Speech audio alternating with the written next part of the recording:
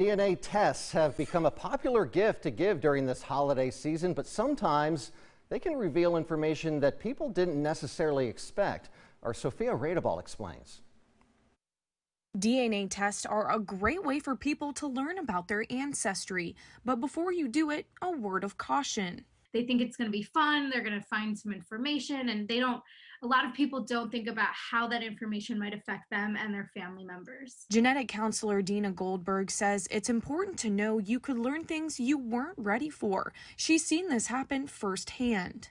A close person to me that had this experience, and I think that she is still kind of grappling with this information because it really was such a shock.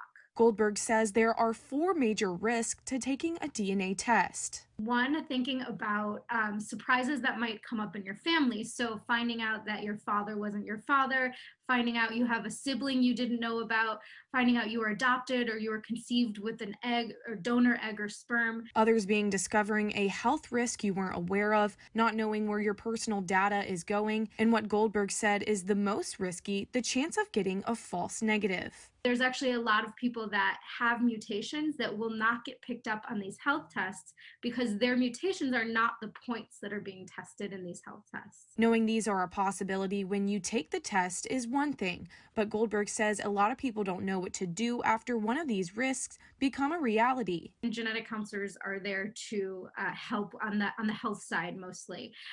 There are people who can also help on the ancestry side. There's a lot of resources for people who find things they weren't expecting in their families as well, and there's a lot of online support groups. She says it's important to have a plan and someone to talk to before you test. In Greenville, Sophia Radebal, 7 News. Apparently, DNA tests are much more popular in the pandemic since it's something that you can do from home. Recent studies predict that 100 million Americans will have taken one before the year is over. Well, it's been a great day for